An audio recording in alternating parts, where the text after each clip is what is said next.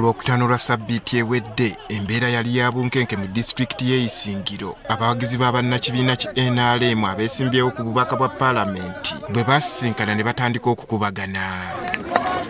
Embiranye yali wakati w'abawagizi ba Alex Byalugaba Bakunda ne munne Maali Asensio Mujuni nga bano beegwanyiza kya bubaka bwa Isingiro South bwe basisinkana ku kyalo ky'Empisi mu muluka gw'Ekikagati nga buli ludda lunoonyeza gwe luwagira akalulu era ebintu bingi ne byonoonebwa kw'ossa bangi okugendera ku bisago.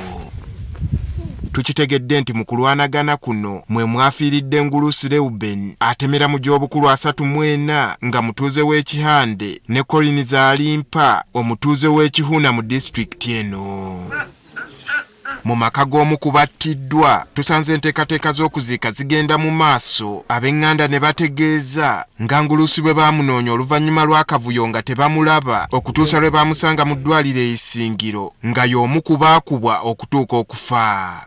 Bakija ku murondo mu kiro bashanga taliho mukasheshe bashwa bagaruka bamugwera bamugabugana ari ku rugeyalire bamukwata bahika barahondahonda barigeraho gusa kora agenda waza ha polisi nayo ehije kuba nashanga cyahwire ngo handi niho nandabaji ngene hatitwe tushobigwe abahiguru mutuyambi tutegereza izo ajya kutera karuru hatagire tijaki bataza muri za kampini tuterero uturenda bihwe. Eric Byamukama omu ku booluganda lw'omugenzi ategezezza nga bw'abadde omuwagizi wa Alex Byalugaba Bakunda omu ku beesimbyewo ng'okuttibwa waliwo abawagizi ba Maali Asensio be yali akyokooza. Ne bane ne bamukuba bangi nga bangi nnyo ne bamukuba bubi nnyo asina nogwe nsobola okinyonyola naye nkomerero kati yafudde kati tuli ku lumbe. Richard Twino Mujuni ssentebe w'ekyalo Kihande ategezezza ng'enjawukana wakati w'abawagizi bwe zaatandika edda ng'omwezi oguwedde waliwo n'eyasalwako omutwe olw'ebyobufuzi. Bali kuhiganisa nabona ngono nibwo buzibu bulimu abamujuni Maali abahagizi bamujuni Maali tebenda balyebeho ababakunda tebenda balyebeho abamujuni Maali ngono nicyo kizibu kiryomu. Twogeddeko n'omubaka Alex Byakugaba n'ategeeza nga abawagizi bwe bali mu kutya okutagambika nga n'abamu badduse ne mu maka gaabwe. It's very, very absurd. It's unfortunate that we have to go through this in Isingiro, especially in Isingiro South in particular. Just because somebody feels he has to take his son to parliament by hook or crook, do or die.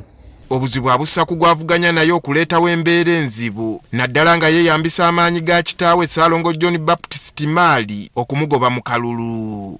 And by the way, it is happening in only one parish, that is Ruyanga. The rest of the parishes, the 27 other parishes, extremely very, very peaceful. Why in particular that one? That's where he hails from, and I'm told he thinks nobody should mention the name of Byalugaba in his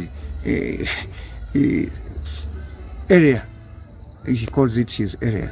Kyokka bwe twogeddeko ne Ssaalongo John Baptist Maali agambibwa okuwaga mutabani we asiguukulula omubaka Byakugaba mu ntebe ategeezezza nga ye bw'anoonyeza ekibiina emirembe ng'obuzibu abutadde ku mubaka aliko yennyini.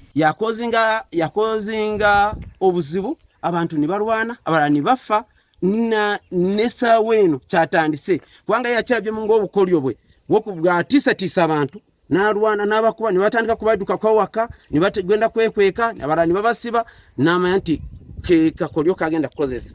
Abakulembeze mu kitundu basabye abakulu mu NRM mu ggwanga obutabuusa nsonga eno maaso kuba boolekedde akaseera akazibu gye bujja.